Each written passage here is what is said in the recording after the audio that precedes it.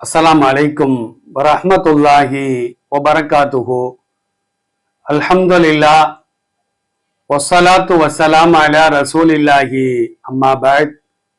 கணியத்திற்குரிய எல்லாம் அல்ல அல்லாஹ்வின் நல்லடியார்களே, பாசத்திற்குரிய இஸ்லாமிய பெரியோர்களே, தாய்மார்களே, சகோதர சமுதாயத்தை சார்ந்த அருமையான சகோதர சகோதரிகளே, எந்த ஒரு நல்ல காரியத்தை நாம் செய்தாலும் செய்யக்கூடியவரின் நோக்கம் அல்லாஹ் ஒருவனுக்காக இந்த காரியத்தை செய்கிறேன் என்று மன தூய்மை வேண்டும்.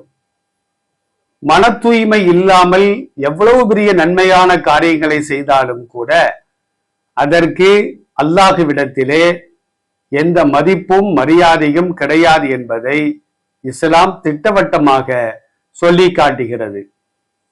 5 நேரங்கள் தொழுவதாக இருந்தாலும், உபரியான தொழுகைகளை தொழுவதாக இருந்தாலும், கல்வி கற்பதாக இருந்தாலும், தான தர்மங்கள் செய்வதாக இருந்தாலும், ஹஜ்ஜி நோன்பு போன்ற வணக்க வழிபாடுகளை செய்வதாக இருந்தாலும், இவைகளை அல்லாஹ் ஒருவனுக்காக நான் செய்கிறேன்.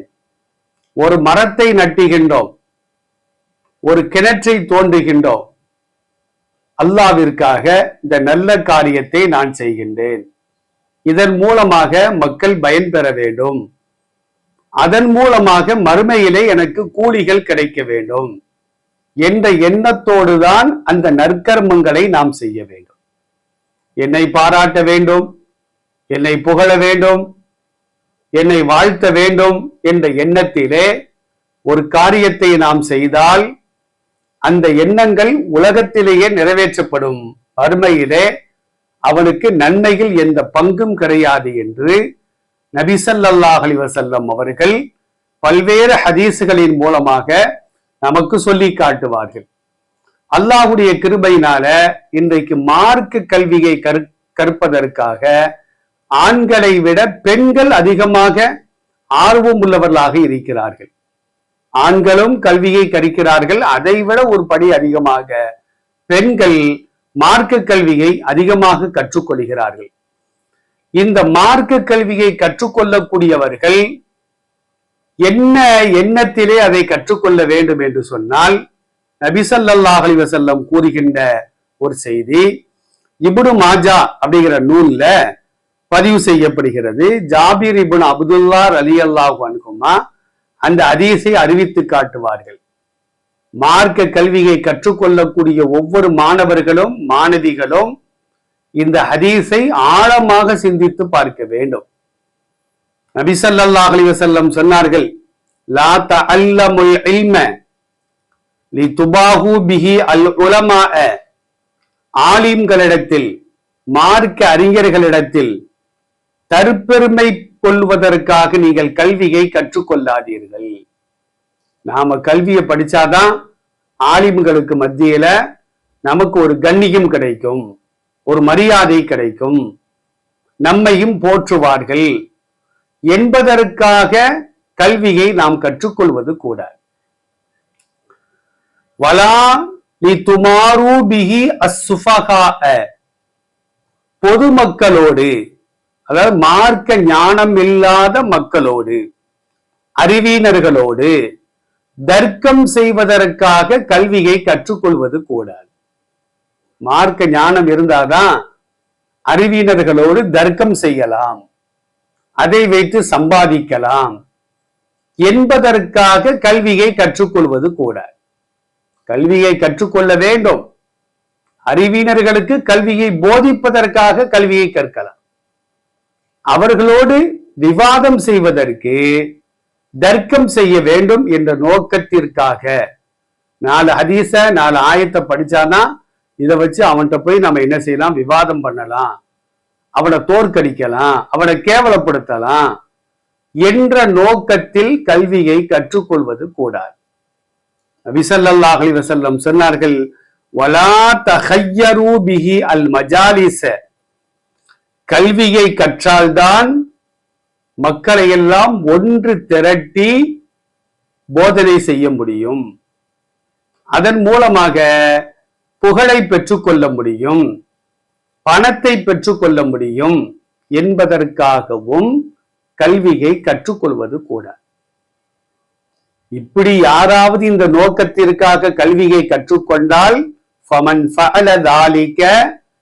இந்த நோக்கத்தில் ஒருவர் கல்வியை கற்றுக்கொண்டால் ஃபன்னாரு அன்னாரு, அவன் நரகத்திற்குத்தான் செல்வான் என்று நபி ஸல்லல்லாஹு அலைஹி வஸல்லம் சொன்னார். அப்ப எந்த நோக்கத்திற்காக நாம் கல்வியை கற்றுக்கொள்ள வேண்டும் அப்படின்னா, முதலாவது நோக்கம் என் உள்ளத்தில் உள்ள அறியாமை என்னும் இருளை நான் அகற்ற வேண்டும். அறிவுடைமை என்னும் தீபத்தை என் உள்ளத்தில் நான் ஏற்ற வேண்டும். அறிவுடைமை என்ற தீபம் என் உள்ளத்தில் இருந்தால்தான் நான் நேரான பாதையை செல்கிறேனா, கோணலான பாதையிலே செல்கின்றேனா, சத்தியத்தில் இருக்கின்றேனா அல்லது அசத்தியத்தில் இருக்கின்றேனா, நீதமாக நடக்கின்றேனா அநீதமாக நான் நடக்கின்றேனா என்பது எனக்கு தெரிய வரும். ஹலாலாக்கப்பட்டதை ஆகுமாக்கப்பட்டதையும் தடை செய்யப்பட்டதையும் அறிந்து கொள்வதாக இருந்தால் அதுக்கு அறிவுடைமை அவசியம், கட்டாயம் தேவை. அறிவுடைமை இருந்தால்தான் சத்தியம் எது, அசத்தியம் எது, நேர்மை எது, அநீதம் எது என்பதை நாம் விளங்கிக் கொள்ள முடியும். இது ஒரு நோக்கம். இரண்டாவது நோக்கம் என்னவென்றால், அறிவுடைமை இருந்தால்தான் ஒரு வணக்கத்தை முறையாக நான் செய்ய முடியும். தொழுவதாக இருந்தால், ஹஜ்ஜி செய்வதாக இருந்தால், நோன்பு நோற்பதாக இருந்தால், தொழுகையின் சட்டங்கள் தெரியாமல் நான் முறையாக தொழுக முடியாது. ஹஜ்ஜினுடைய சட்டங்கள் தெரியாமல் நான் முறையாக ஹஜ்ஜி செய்ய முடியாது. நோன்பினுடைய சட்டங்கள் தெரியாமல் நான் முறையாக நோன்பு நோற்பது முடியாது. இதற்காக வேண்டி நான் கல்வியை கற்க வேண்டும். இன்னைக்கு எத்தனையோ நபர்கள் காலங்காலமாக தொழுகிறார்கள், ஆனால் ஒது செய்ய தெரியல, கடமையான குளிக்க தெரியல. ஏன்? அவர்கள் அது சம்பந்தமாக அவர்கள் படிக்கவில்லை. அறியாமை என்னும் இருள் இருந்து கொண்டே ஒரு வணக்கத்தை முறையாக நம்மால் செய்ய முடியாது. அப்போ வணக்கத்தை நான் சரியாக செய்ய வேண்டும், அல்லாஹ்விற்காக அதை நான் ஆற்ற வேண்டும் என்ற உயர்ந்த நோக்கத்தில் நாம் கல்வியை கற்க வேண்டும். இது இரண்டாவது நோக்கம். மூன்றாவது என்ன தெரியுமா? லியதஃபக்கஹு ஃபித்தீன். அல்லாஹ் அல் குர்ஆன்ல சொல்றா, உங்களில் ஒரு சாரார் கல்வியை கற்பதற்காக வெளியேறி செல்ல வேண்டாமா? அவர்கள் கல்வியை கற்று வந்து கற்காதவர்களுக்கு கற்றுக் கொடுக்க வேண்டும். அப்ப கல்வியை கற்பதின் நோக்கம் என்ன? கல்வி இல்லாதவர்களுக்கு நாம் கல்வியை கற்றுக் கொடுக்க வேண்டும். கற்றல் இனிது, கற்பித்தல் அதனினும் இனிது என்று சொல்வார்கள். அப்ப நான் ஏன் கல்வி படிக்கிறேன்?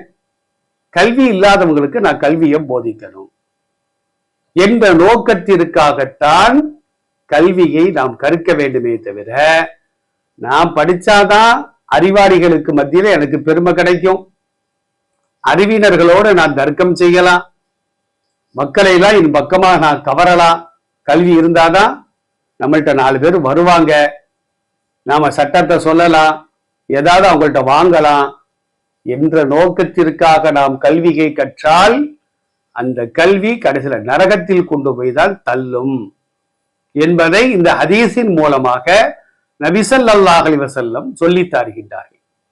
அதுல மாணவர்கள் மாணவிகள் நாம முதல்ல சத்தியத்தை விளங்க வேண்டும் என்பதற்காக நம்முடைய வணக்க வழிபாடுகளையும் செயல்பாடுகளையும் சீர்திருத்தம் செய்ய வேண்டும் என்பதற்காக, மூன்றாவது மற்றவர்களை சீர்படுத்த வேண்டும் என்ற எண்ணத்திலே நாம் கல்வியை கற்றால் அது சொர்க்கத்தில் கொண்டு போய் சேர்க்கும் என்பதை நபி ஸல்லல்லாஹு அலைஹி வஸல்லம் சொல்கிறார்கள். நல்ல நோக்கத்தில் நல்ல எண்ணத்தில் கல்வியை கற்போம், சுவர்க்கத்தில் ஒன்று சேருவோம். அல்லாஹ் அருள் புரிவானாக. அஸ்ஸலாமு அலைக்கும் வரஹ்மத்துல்லாஹி வபரகாத்துஹு.